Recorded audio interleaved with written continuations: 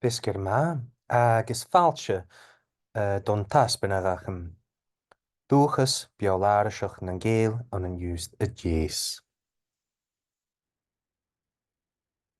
An sa taspúna seo, ní mí rorá is lidahas litir go chorid an táiseach, agus bhéirméisteach mo geolais fráideach, agus bríníonúir sin ar natóiriún, a ha a ddeirbh cho chudarmachs beá sa ha beoláris an used a dhéas aniu.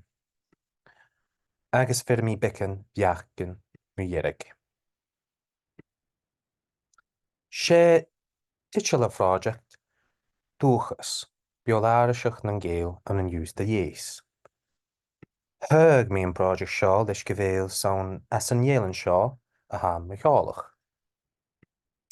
sé amasan an práideach seo tuach sin dé beoláris a ciolalachuug do dhuine an na náte is cohéic sa sáiriiste an sa chus seo used a dhéas agus a bhfuil beoláris a toirst buí ar chláicíonn cultúral aniu.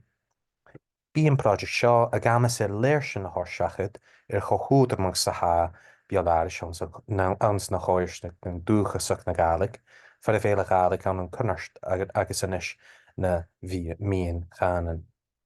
Bhéir an práideacht barach fusrachaí is fianais mú cealachan idir Gaeilge is cultúr na ngéal, a gúdach a bhí féime ar san imirsin a bheocha chu canainn san am bhí teach. An dhé bunbheacht simplí a tháinig an folklór. Bí an paper seo a choiad ar brí is cíal folklór trá linsa géalach sé sin beoláris.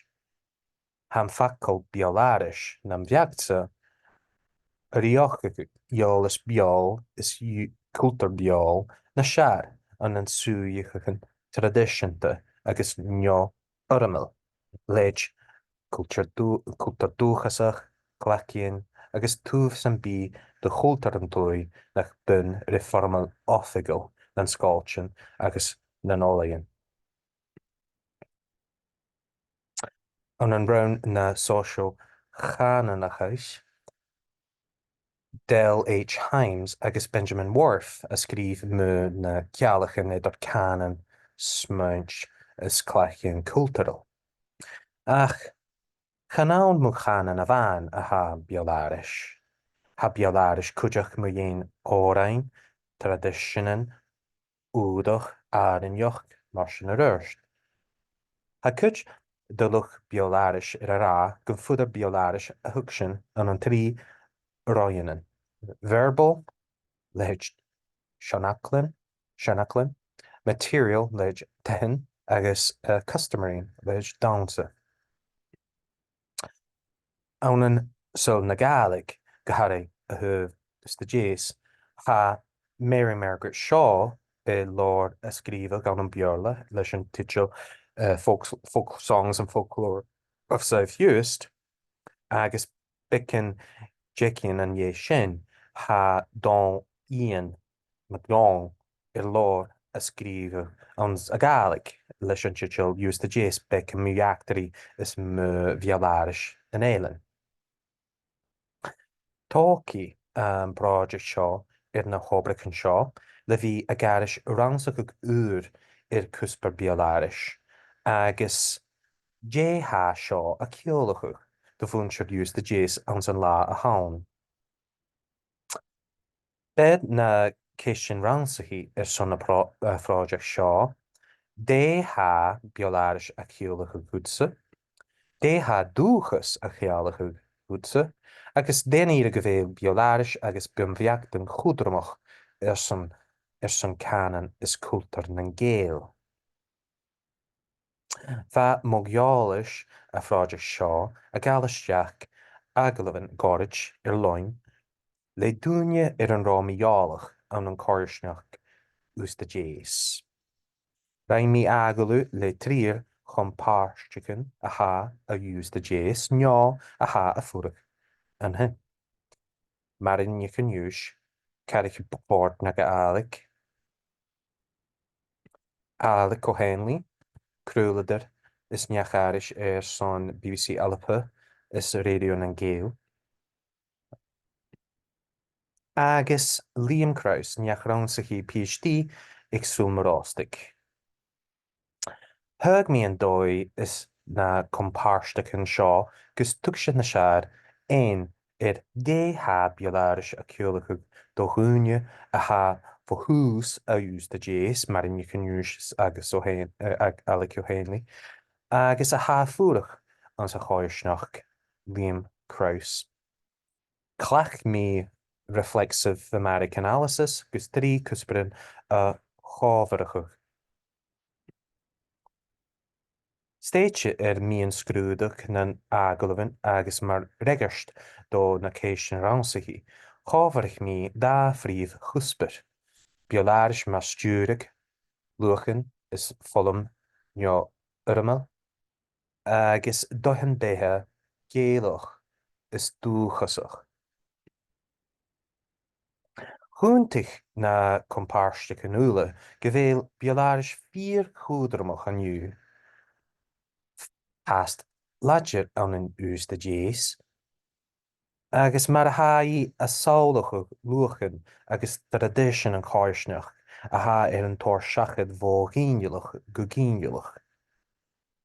Chúr mar in cynúis, cuitim déthe bioláris a cheolacha hí. Tá bioláris a cheolacha gámsa díalacha thula rud ga má bhéad ha mí híineo. Ha mé dhéana a gálaigh, ha mé dhéana a bhí atásúraán, ha chuide cealteir í mo chréidú leis an neáineach, so mar sin ha bioláris ar a thularrán de a bhéthe. Ha mé san luchan a bhíach a ha stéite an san neachtarí, ha bioláris chodarmach a thuh díalach bun sté a thóscón san fuidir tú rá balanséin, idir déthe má a dhéanú, déna chéad má a dhéanú, dé ha riatanach, déna chéad, dé ha príisiil is mar sin a rúis. Thug Alec O'Hanley imar cuideach mar bioláris a ggópar mar heortha do ólam neo urmal sa cháirsneach, agus mar a chuideach an práide seo de bhí atá seachad canan is cúltar. Tá bioláris chuúdan a cealacha grúdan a chéana nuas fógéinealach go gíinealach, chará fol an formal chomáí sin, is mar sin sé bioláris an dóid a bhecha ar a chúltar héana cum beá fógéinealach go gíinealach, bardach, áran, Aberstin, dóin canst, sinnaclin, a thula síana hinna nuas. Is únas bioláris chanéúach mar fast a cúltar mór beorla an túil, hail dóla cíal an neachtarí acuid a cáil chom cananéile a brín, a sin firma dhéana thula cúltar mar is trícha bhís bioláris an cúltar a hín bhíonach go gíonach. Nuair a staidir hin a hacharst an nuair sin ha canan is cúltar an cunarst a dul a bhí. Agus chuir Liam Krause bhil hús as na staidin únaite a inis a fuach an nús de dééis cuideach ar mar a bioláris cealte imimeach rud.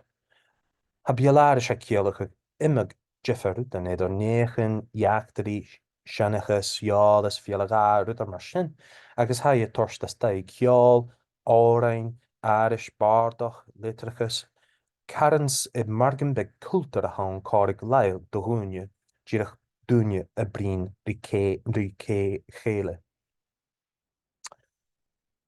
Ganich mí do chompáiste an cuideach dé ha facail dúchas a chéalacha chéh san féin amach fó na compáiste na rá cíal nó ceall ag an facail dúchas rí bioláris. Vinich marí na chanúis, chanéal mise choáil chiidir ar an nácail dúchas, cha bhí mí go chléiche so ha dúchasach sé sin rud chanain rud cin hereditary so díirech páist de DNA acham, rud na hús go bhfuil sin as an nuúil mar an bug, ach chanéal facail a hán a bhíine smuin trich san bí, sé a bhí géalach a ha cútar mo chámsa ha mé smun. Agus bhóich Liam Krause na cealachan idir dúchas is an áan joch. Má há sin a brín mo dhéon feran sé go má contextualized, bí dúine gra há sin dúchasach go chut dudacin an san jolacha gud ach sé rúdan go má simplí.